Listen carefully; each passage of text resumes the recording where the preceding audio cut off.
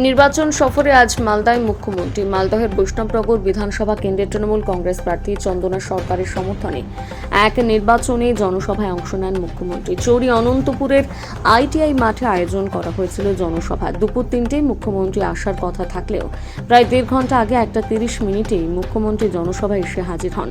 মুখ্যমন্ত্রী বলেন, আমি প্রথমেই বলি, মালদহের মানুষকে অভিনন্দন জানিয়ে বলবো, যখন এসআইআর শুরু হয়েছিল সব মানুষকে লাইনে গিয়ে দাঁড়াতে হয়েছিল।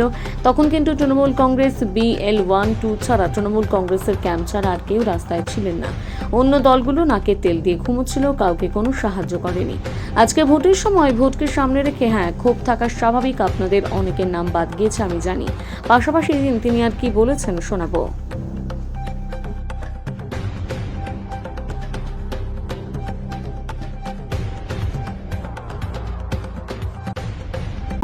গৌর আদিনা পান্ডুয়া পুরাতন কোতোয়ালি দরওয়াজা। মনে রাখবেন, বাংলা আমাদের সকলের প্রিয়। এখানকার প্রার্থী হচ্ছে চন্দনা সরকার।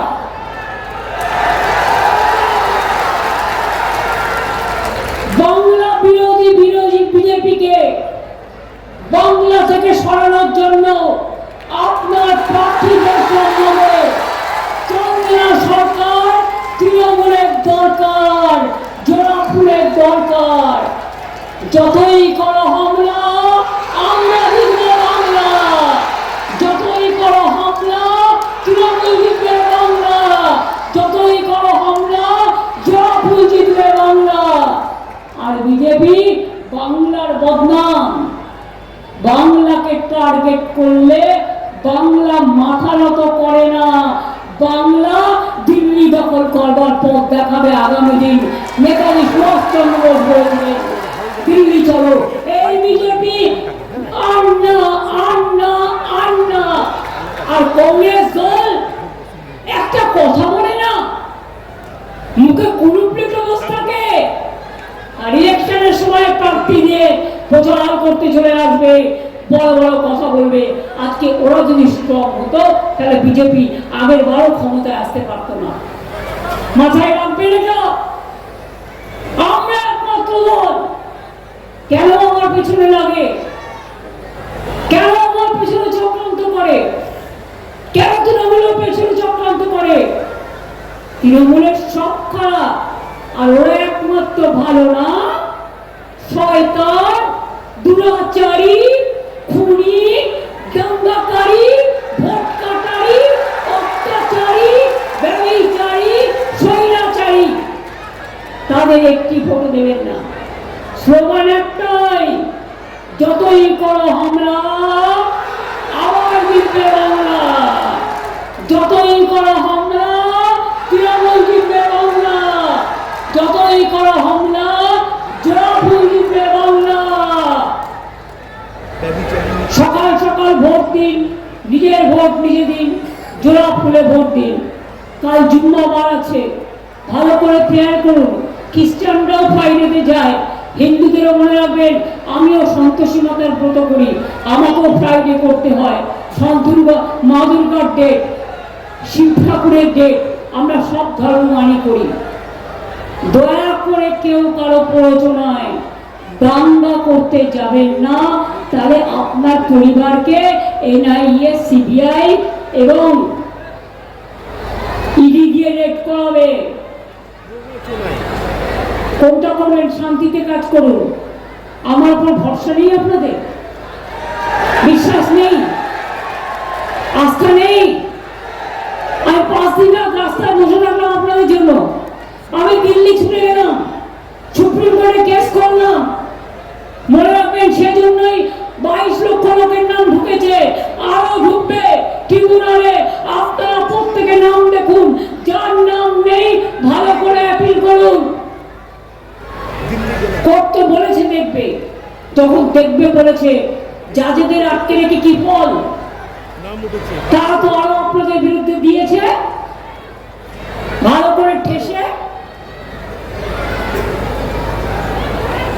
এবার যারা করেছে এই আন্দোলন, তারা ছেলেগুলোকে বাঁচাবেন তো? বাংলার সম্মান নিয়ে যারা খেলা করেছেন আপনাদের জন্য একটা জায়গার জন্য সারা বাংলার বদনাম করেছেন আপনারা। আমাকে ভোট দেন বা না দেন আমার যায় আসে না, কিন্তু আমি শান্তির পক্ষে, আমি দাঙ্গার পক্ষে নই। আমি বিজেপির সাথে 1 থেকে 100 ভাগ লড়াই করি, আমি 2 নম্বরই করি না। আর যে মানুষটি এত লড়াই করছে তাকে আপনারা অসম্মান করছেন কংগ্রেসের কথা, তাকে আপনারা অসম্মান করছেন। কিছু চক্রান্ত বিজেপি টাকা দিচ্ছে তাদের কথায় আমার দুঃখ হয়, আমার ভাবতে কষ্ট হয়। আমি এটা আমার হিন্দু ভাই বোনদের কাছেও আশা করি না, আমি মুসলিম ভাই বোনদের কাছেও আশা করি না। মনে রাখবেন, সবাইকে নিয়ে বাঁচা নামে জীবন। ধর্ম মানে কর্ম, ধর্ম মানে মানবিকতা। বিজেপি ধর্মে ধর্মে ভাগ করে, আপনারাও তা করবেন। কেন করতে দেবেন? কেন দেবেন? আপনারা আমাদের ভাই বোন নয়? আমার ভাই বোন, আমার একটা আঙ্গুল যদি হিন্দু হয়, আর একটা মুসলমান, আর একটা শিখ, আর একটা খ্রিস্টান, আর একটা কালিদাস, আর একটা জৈন, আর একটা বুদ্ধিস্ট, আমি সবাইকে নিয়ে চলি।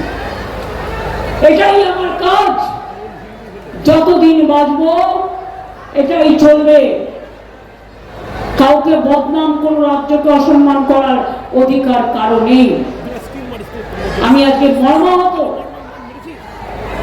একটা ঘটনার জন্য, হঠকারী সিদ্ধান্তের জন্য আজকে বাংলা রাজ্যটাকে বদনাম করে দিল। যদিও আমার হাতে কিছু নেই, লয়ের আমার হাতে নেই, ওটা ইলেকশন কমিশন নিয়ে নিয়েছে, অমিত শাহ নিয়ে নিয়েছে। অমিত শাহ নিলে তখন ইলেকশন কমিশনের মুখ চুপ। আর আমি ইলেকটেড গভর্নমেন্ট সবাইকে সরিয়ে দিয়েছে।